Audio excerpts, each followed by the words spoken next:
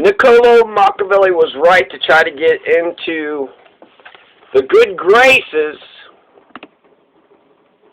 of Lorenzo di Piero de' Medici. Lorenzo di Piero de' Medici. He's going to address him as the Magnificent, but he wasn't the Lorenzo de' Medici the Magnificent. He was the grandson of Lorenzo Medici the Magnificent. So, Medici is the ruler of Florence from 1516 until his death, 1519. He was only in there for 3 years. He was also the Duke of Urbino during the same period. His daughter, Catherine de' Medici, became Queen Consort of France. His illegitimate son, Alessandro, it looks like Alexandro, but 2 S's, Alessandro de' Medici became the first Duke of Florence. So, he's only in there for 3 years, 1513. You had 3 years prior, so he's going to become the ruler of Florence, the Lord of Florence. He's also the Duke of Urbino, but the Lord of Florence, that's the main thing, Florence.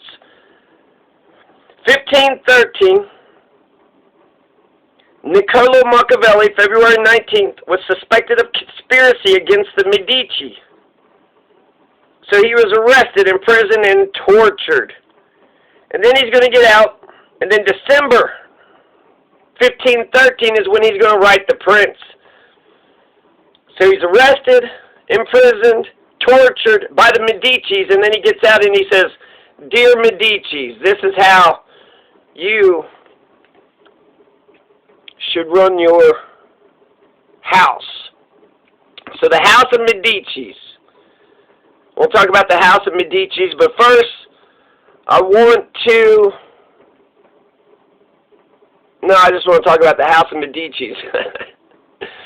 I want to talk about the House of Medicis, but I kind of want to just look at their appearance. So you have Cosimo de' Medici.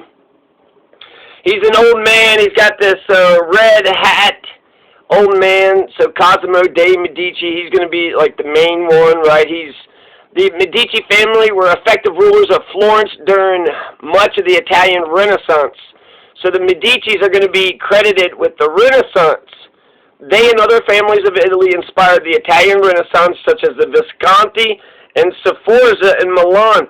So Visconti was the family name forever. Sforza came to Milan and then just took it over.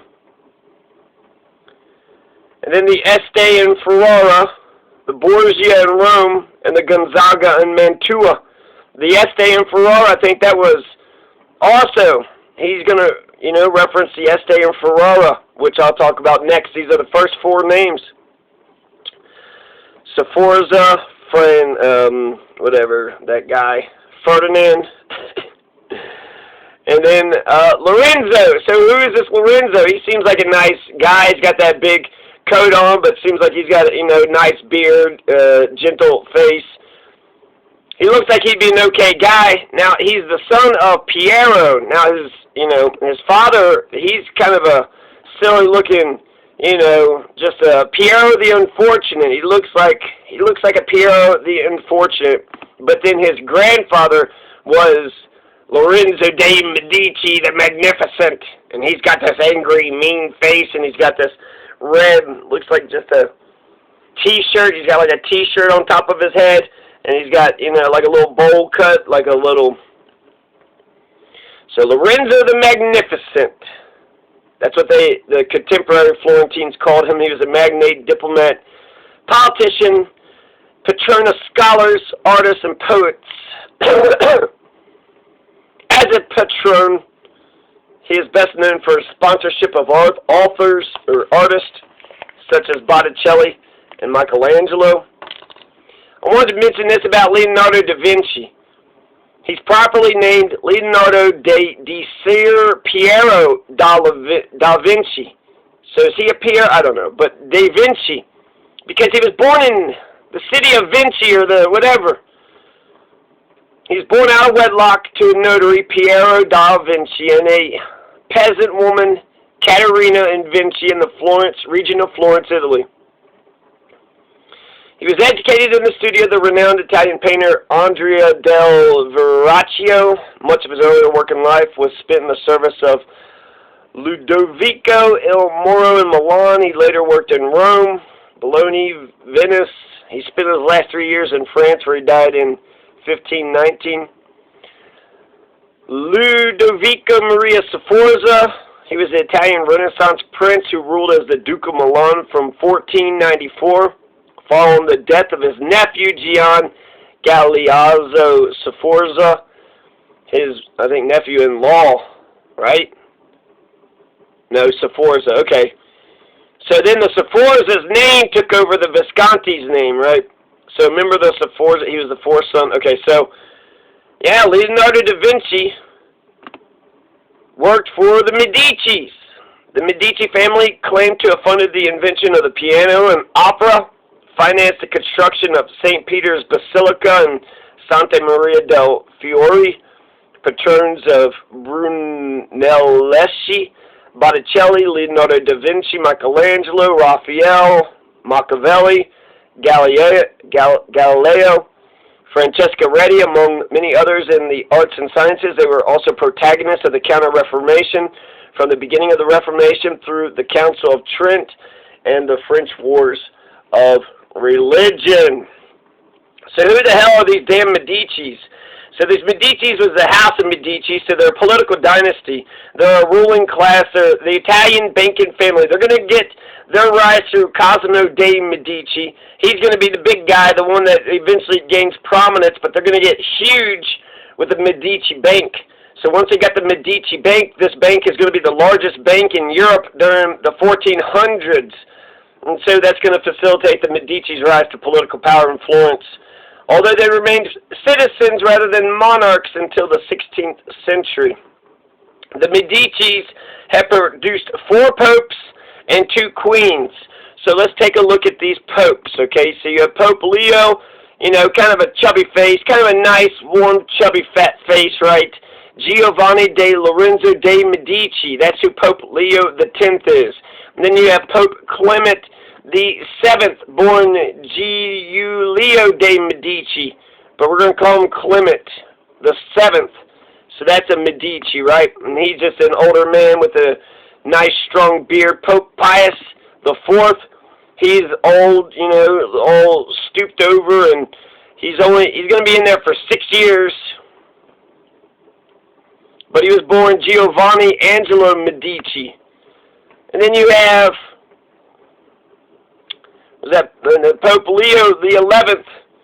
He's got a nice older face. He's got a white beard, and he's got some darker sideburns. He was born Alessandro Ottaviano de Medici. So, yeah, it seems weird that one political family would become the Pope. Are we buying the Pope's chair? What the fuck is going on with that? And then the same ruling family, they got 4 popes. And then they got 2 queens of France, Catherine de Medici and Marie de Medici. Catherine de Medici seems old, solemn. She's got just wearing all black. She's got some scruffles, just seems miserable. She just seems like she's like, God, why do I gotta wear all these tight clothing? So she was born to Lorenzo de Medici, the Duke of Urbino. So the Queen of France is the daughter of the Lorenzo that Machiavelli was trying to get in good graces. So he got beat up by the Medicis. Now he's out of power. So now he's got to get in, you know, with the Medicis.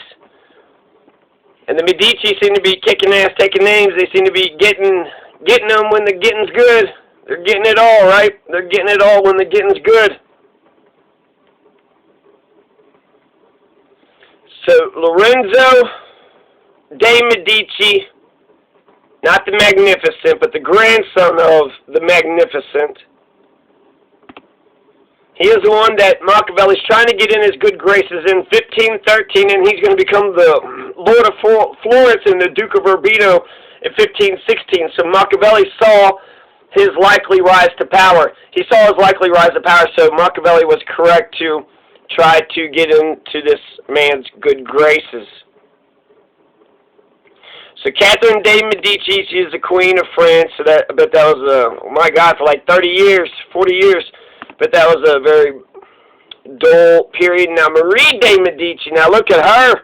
Wow, she is just, you know, embellished and elegant and columnized. And Queen of France, second wife of King Henry IV of France, the House of Bourbon, region of the Kingdom of France, a member of the powerful House of Medici and the branch of the Grand Dukes of Tuscany. Thanks to the wealth of her family, Marie was chosen by Henry IV to become his second wife. Following the divorce from his previous wife, Margaret of Valois, following the assassination of her husband in 1610, which occurred the day after her coronation, she acted as regent for her son, King Louis XIII of France, until 1614, when he officially attained his legal majority. Although as the head of the Conseil du Royal, she retained the power. Noted for her ceaseless political intrigues at the French court, her extensive artistic patronage and favorites, the famous are Concini and his wife Leonora Dori Galli. She ended being banished from the country by her son and his favorite Charles d'Aber, Duke de Lens, dying in the city of Cologne in the Holy Roman Empire.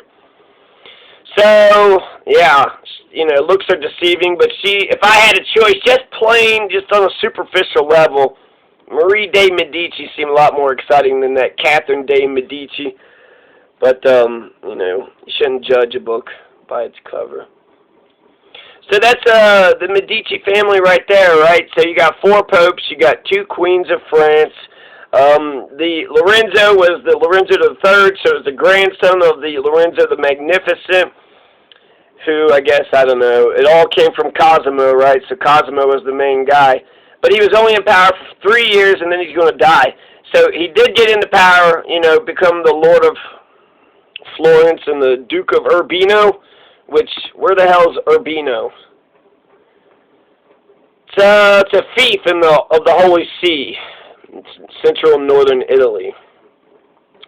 So after the short rule by Cesare Borgia, the dukedom went to the Della Rovere papal family, who held it until 1625, when Pope Urban VIII annexed it to the papal states as Legazione del Ducato di Urbino. Right. So there you go, that is... I'll read the thing on the bottom here about Lorenzo de Medici, grandson of Lorenzo the Magnificent, whose ruling dates I guess, or alive dates, 1449 to 92. Lorenzo, the grandson's 1492 to 1519.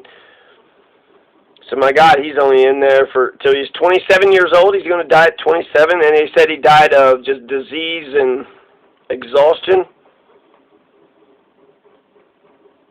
So they said that Niccolò Machiavelli first intended to dedicate the French to Giuliano de Medici, who was another son of Lorenzo the Magnificent, Duke of Nemours, but he died 1516. But I don't know if that makes sense. Okay, maybe it did. I don't know. It says, see Niccolò Machiavelli's letter to Vettori of December 10th, 1513, printed in the appendix. Is there anything else? I mean, they inspired the Italian Renaissance. I'll just say this, the Medicis, I always heard, I guess I'm thinking of the Borgias. Maybe it's the Borgias, that they're just always poisoning people and killing people, and they didn't, I mean, I don't know, it seemed like some of their rise to power was kind of similar too. So I always kind of associated the Medicis with the Borgias, and I thought that they were one of cruelty. But they're actually the house that created the Renaissance, paid all, you know, Michelangelo, Donatello, Raphael, all the Ninja Turtles. And so the Medici family, I don't know, they don't seem as cruel as the Borgias. They don't seem like they're nice, good people, what have you, but, you know, whatever, they're a political dynasty, and so They were a part of history. And they, got to Niccolo Machiavelli. Machiavelli was like, "Yo, Medicis, quit torturing me. Quit, I just want a civic republic.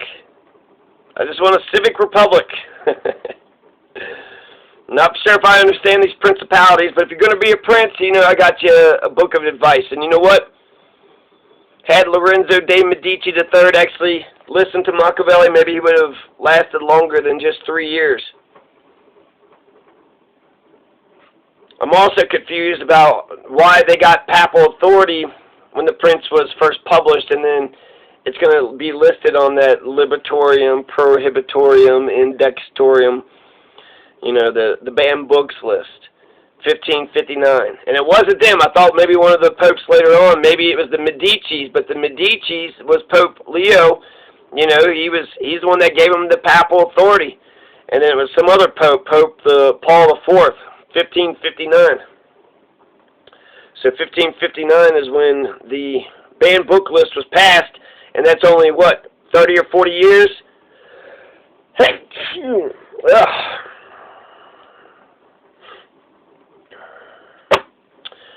So, yeah, I thought the Medicis would have some reason to not want it published, but apparently Pope Paul IV had a reason not to want it published, so 1559.